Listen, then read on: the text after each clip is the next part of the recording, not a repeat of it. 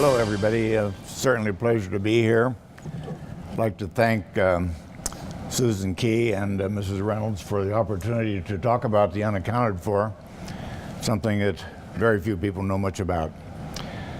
First, I'd like to congratulate these fellows and thank them for their service, and all you veterans that served.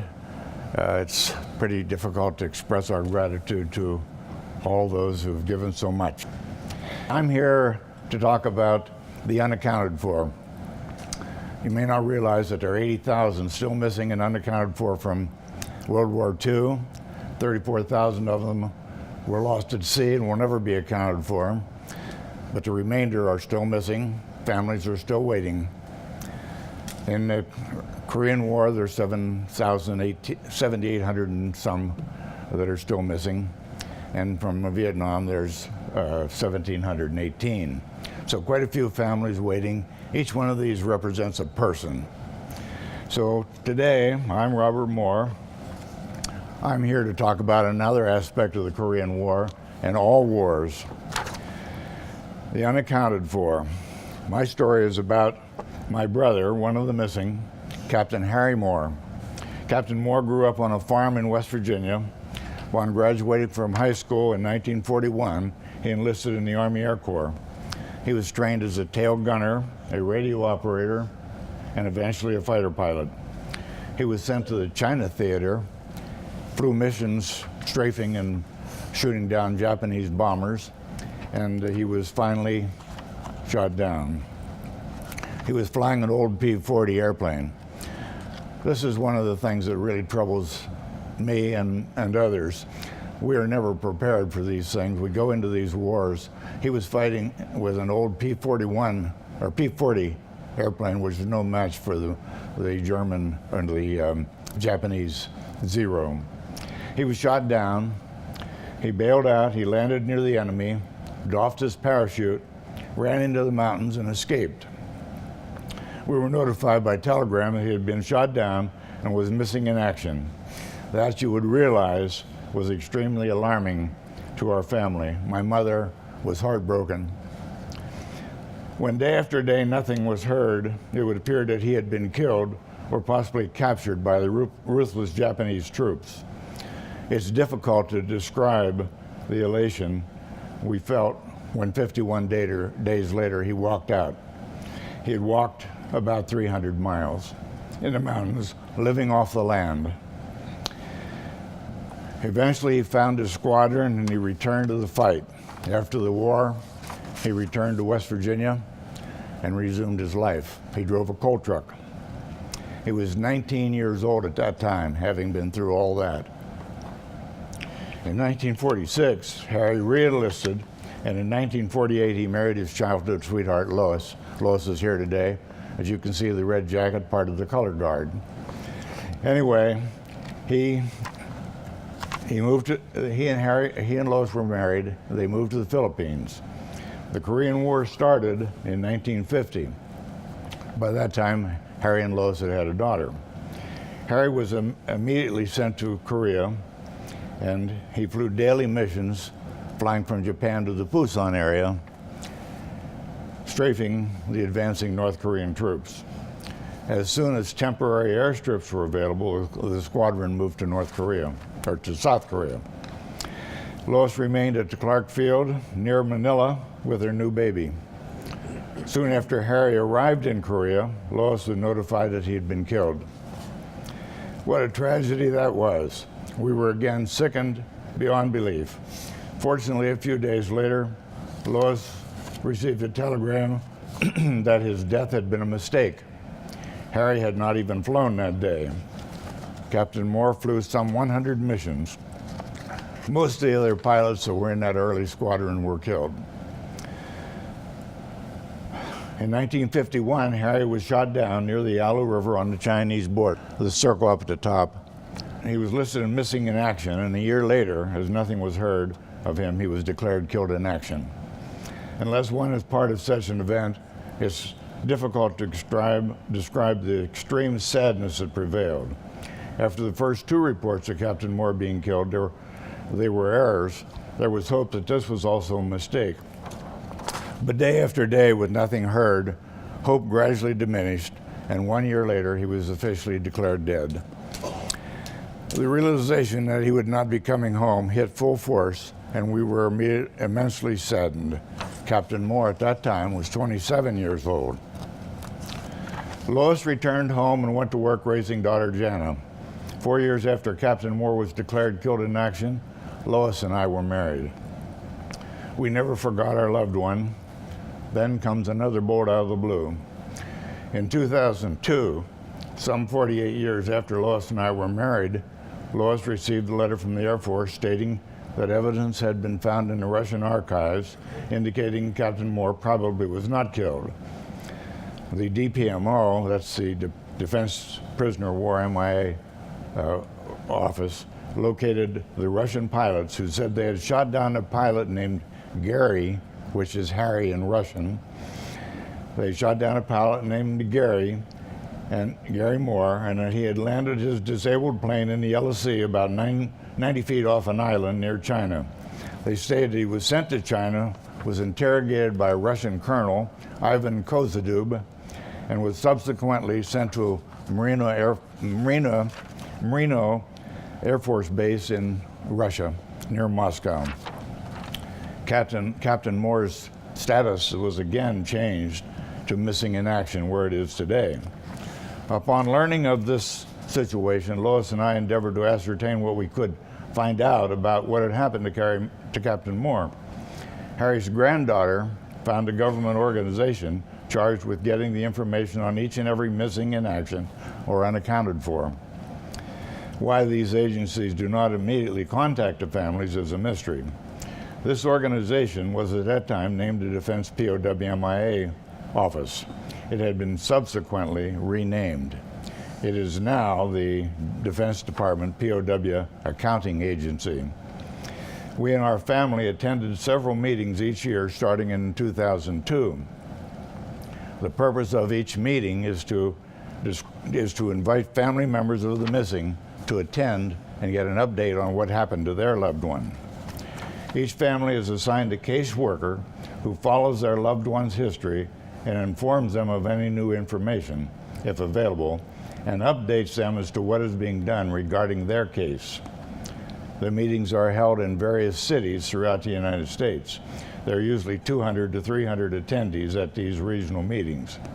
Lois and I have attended, I think, 27 of them.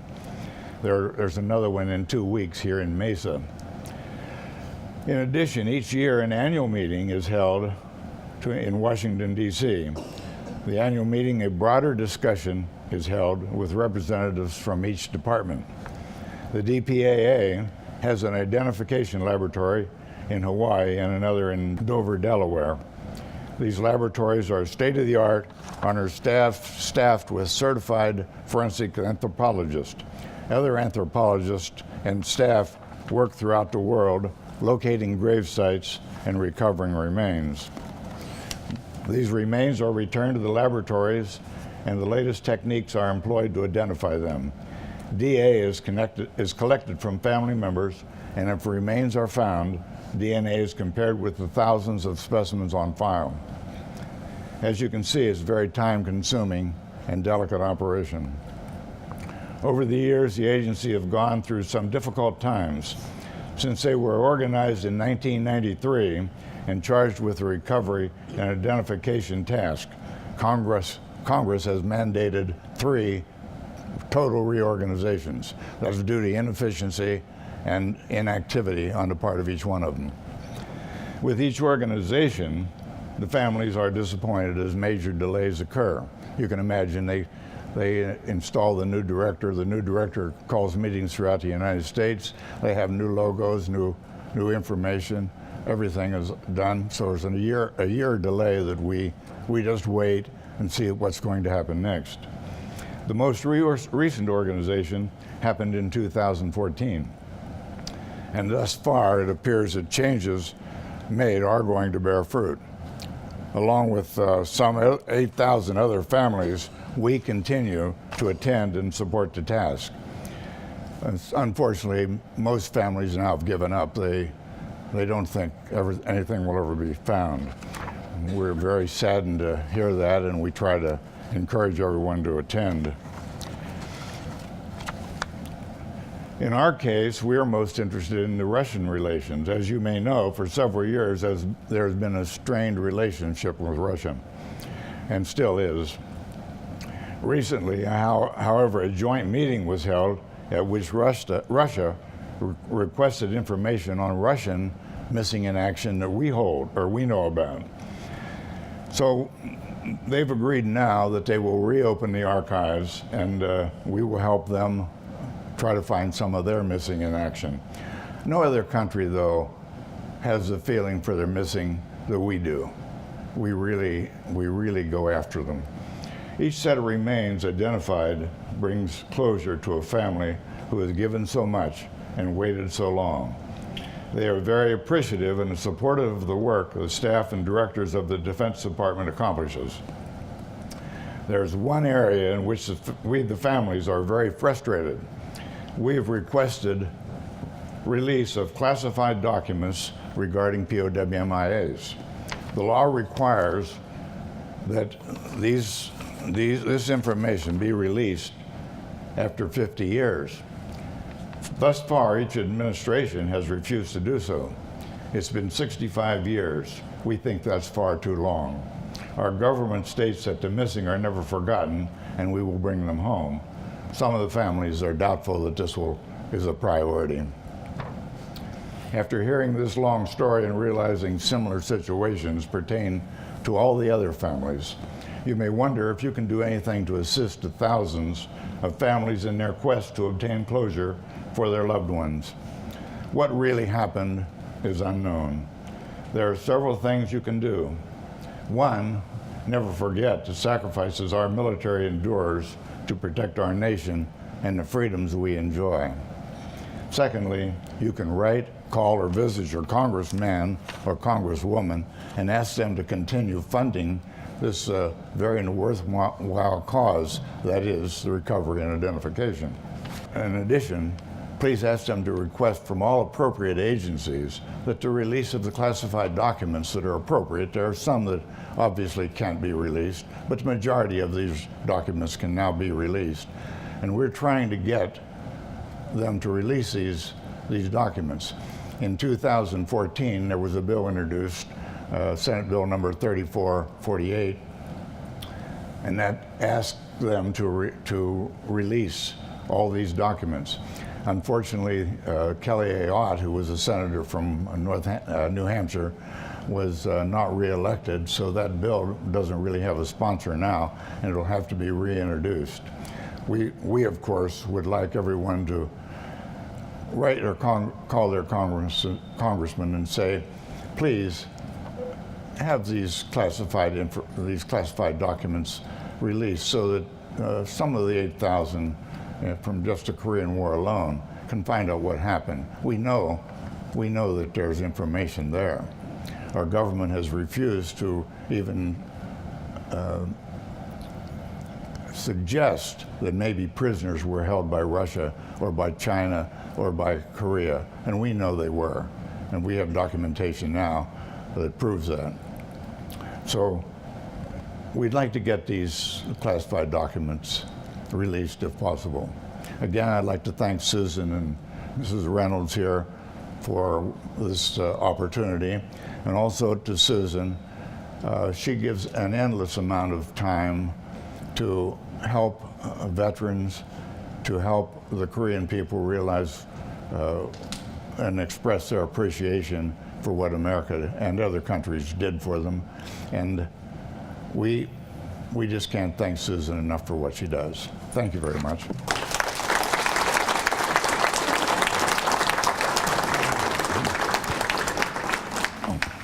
I want to make a correction to that. Really, there is no reason a family of an MIA or KIA should thank me.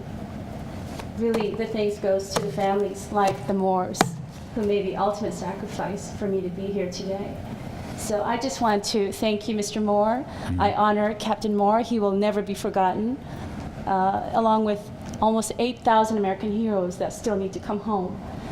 We have on the board here some information on the Senate Bill 3448. In the state of Arizona, please contact your senators, Senator McCain and Senator Flake, and ask them to support this bill to declassify and make available these secret documents these families are waiting for. Families want answers. They need information. They need closure. They need to know what happened. So please think about these fallen heroes and these families and do what you can to advocate for them. Thank you, Mr. Moore. Okay, thank you. Thank you.